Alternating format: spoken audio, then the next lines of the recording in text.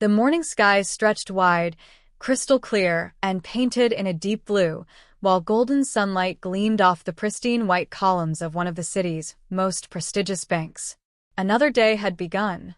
Inside, Richard Calloway, the branch manager, was indulging in his daily ritual, hot coffee in one hand, a list of high-value transactions in the other, and the familiar, almost intoxicating, sense of power that came with overseeing millions of dollars moving in and out under his watch. With years of experience in finance, Richard took pride in his ability to assess clients within seconds. He had seen hundreds, maybe thousands, walk through these doors, and with just one glance, he could separate those deserving of priority service from those warranting extra scrutiny. Then she walked in. For a brief moment, the air inside the bank shifted. A tall black woman, radiating quiet confidence, stepped through the entrance.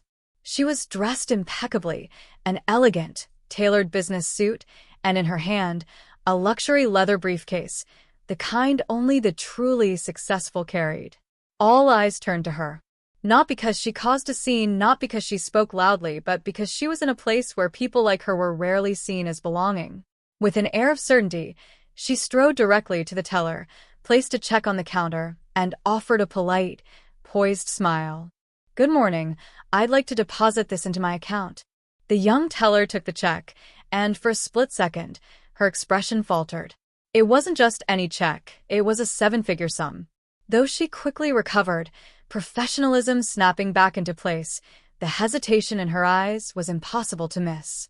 "Ma'am," the teller's voice wavered slightly as she swallowed hard. "This is quite a large amount." Her tone dropped lower, as if unwilling to let the words carry.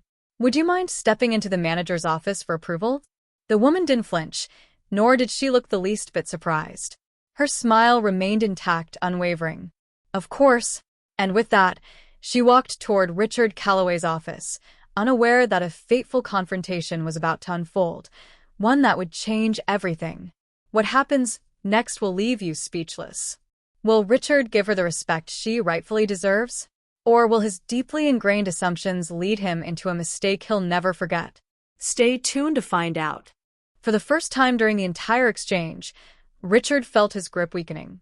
The office atmosphere thickened, stretched thin like a wire on the verge of snapping. Cynthia's question lingered, unspoken yet deafening. Richard didn't rush to respond. Throughout his career, he had always dictated the pace of every conversation, always the one in control. But this time something was different. Something was off. And he didn't like it. He didn't like the way Cynthia held his gaze, calm, yet unyielding, forcing him to confront the real reason behind his hesitation. Swallowing dryly, Richard tightened his grip slightly on the edge of his desk. His face, however, remained composed, the carefully practiced mask of a man accustomed to making high-stakes decisions. Slowly, he slid the check to the side, pressed his hands together, and deliberately allowed a moment of silence to reclaim his composure.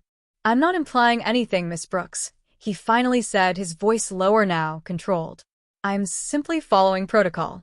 For transactions of this size, additional verification is always required before processing."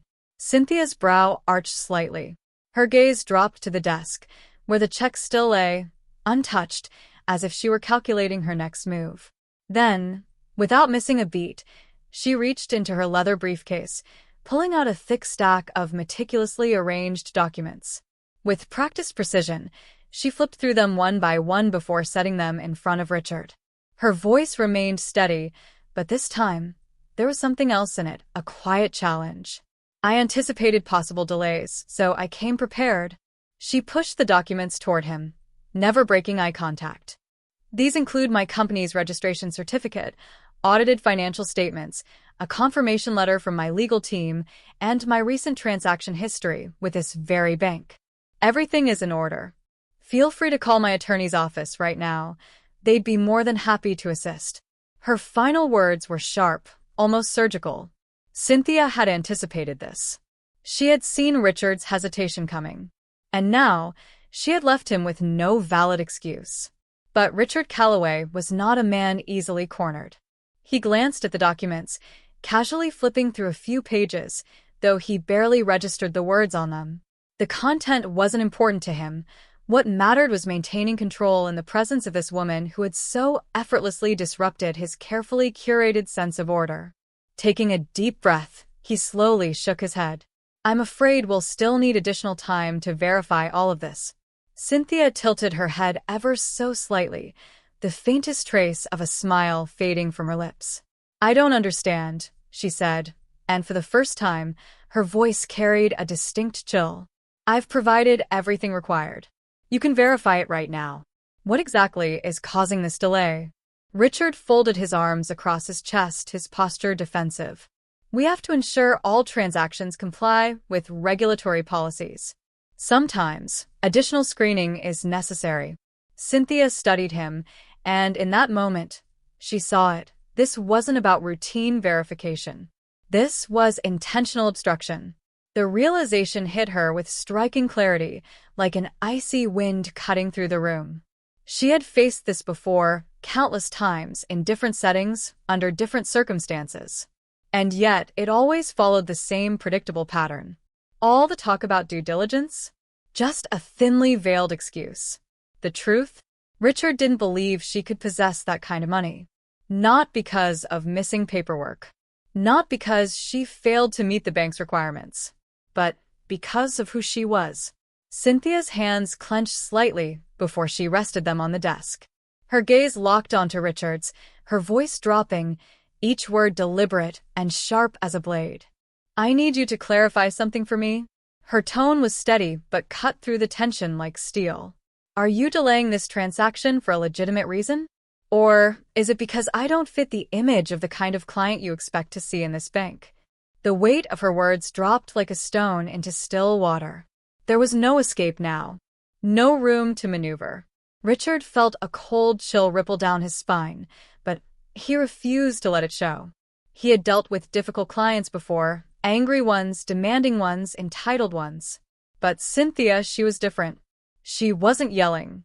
She wasn't slamming her fists on the desk. She was just asking a question. A question he couldn't answer without exposing himself. In that moment, he knew she saw everything. Richard blinked, adjusted his posture, and forced his voice to remain firm, as if attempting to reclaim authority. "Miss Brooks, I assure you, my decision has nothing to do with personal bias. I am simply following proper banking procedures." But even as he said it, the words felt hollow.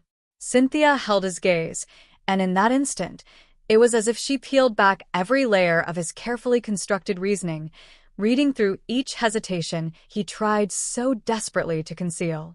And then, for the first time, she let out a quiet laugh, low, knowing. It wasn't a laugh of amusement. It was a laugh of recognition. Leaning back in her chair, she studied him, as if she already knew exactly how this was going to end. "If that's your final decision," she said, her voice eerily calm despite the thick tension in the air, "then I suppose it's time for me to call your superiors." Richard froze. In that instant, he realized he had pushed too far. A creeping unease settled over him, whispering that this was no longer just about a check. This was about to become something much, much bigger. The air in Richard Calloway's office was suffocating. He could feel the situation spiraling further from his grasp, yet he maintained his rigid exterior, the posture of a man who still believed he had the power to decide.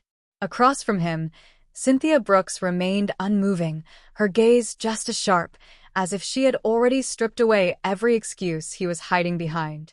Before Richard could conjure another stalling tactic, a voice interrupted from the doorway, causing both of them to turn their heads. "Excuse me, Mr. Calloway." Richard's brow furrowed, his sharp gaze snapping to the unexpected intruder. "Eliza." The young bank teller stood hesitantly at the entrance. Her posture wavered, but there was resolve in her eyes. And in that instant, Richard knew exactly what she was about to say. "What is it?" His voice was clipped, more of a command than a question. Eliza inhaled slowly, as if she had carefully weighed the consequences before stepping forward. "I just wanted to remind you that Ms. Brooks is a regular client of this bank. I've personally handled multiple transactions for her before, and there has never been an issue." The room fell into a stunned silence. Such a simple statement, yet it landed like a slap, striking at the very foundation of Richard's flimsy excuse for delaying the transaction. A wave of irritation surged within him, not just because Eliza had openly undermined him, but because of the sheer recklessness of her actions.